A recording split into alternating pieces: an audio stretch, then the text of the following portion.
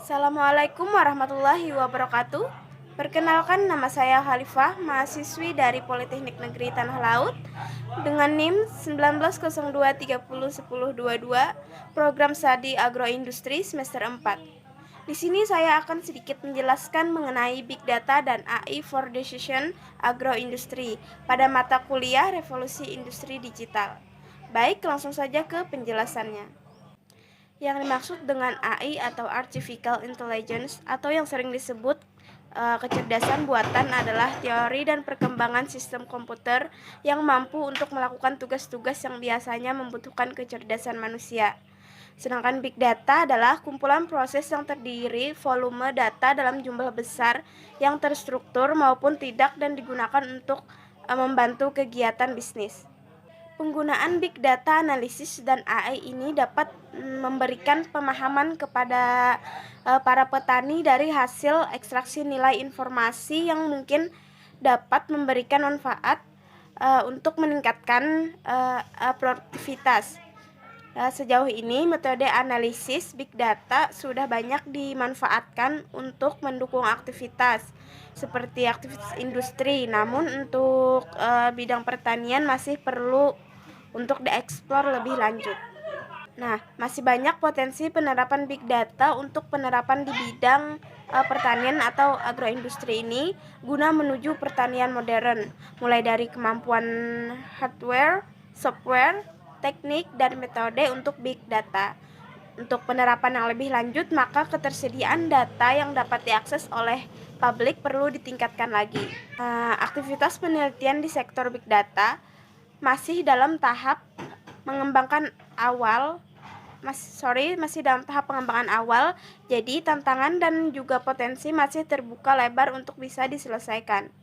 Consultative Group on International Agricultural Research atau CGIER seperti kutipan NPR memprediksikan di tahun 2030-an akan ada penurunan drastis produksi pertanian di berbagai kawasan di dunia karena perubahan cuaca. Smart farming atau agriculture yang berbasiskan Internet of Things dan Big Data Analytics bisa menjadi solusi alternatif untuk mengurangi bahkan membalikan prediksi ini. Saat ini, CI Agriculture sedang mengembangkan sistem manajemen pertanian dengan memanfaatkan teknologi Big Data Analytics dan berbasiskan analisis cuaca, informasi sensor tanah, serta pencitraan satelit dan drone yang dapat meningkatkan produktivitas pertanian. Sistem yang dikembangkan tersebut dirangkai dalam 3 produk, yaitu Crop Accurate, AgriTrack, dan Crop Insurance. Nantinya sistem tersebut akan dapat di-subscribe per hektar lahan untuk petani, agregator petani, dan buyer peneliti maupun pemerintah. Sistem kerja pada 3 produk ini yaitu yang pertama, produk Crop Accurate akan memanfaatkan sistem sensor, drone, dan remote sensing untuk mengumpulkan data yang akan digunakan oleh sistem smart farming.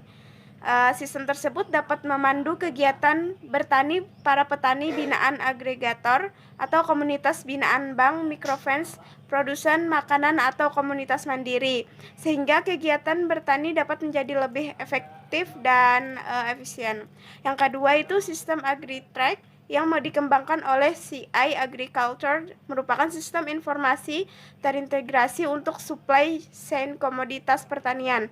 Sistem tersebut dirancang untuk menjembatani petani, distributor pasar, dan pembeli akhir komoditas dengan memanfaatkan mobile application untuk menginput data real keadaan supply, demand, dan problem di lapangan pada setiap titik jalur supply.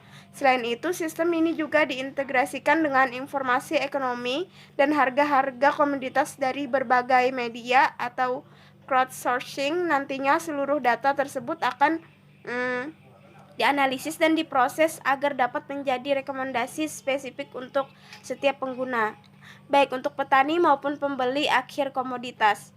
Yang ketiga itu produk Crop Insurance. Sebenarnya produk asuransi pertanian yang dikembangkan oleh pihak CI Agriculture ini mirip dengan yang sudah ada di dunia asuransi, tetapi yang membuat produk ini menjadi berbeda adalah CI Agriculture mendasarkan semua perhitungan dan skemanya pada teknologi smart farming, sistem sensor dan analisis potensi pertanian.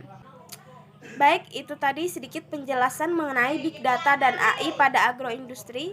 Dan apabila dalam penjelasan saya terdapat kesalahan, mohon maaf. Wassalamualaikum warahmatullahi wabarakatuh.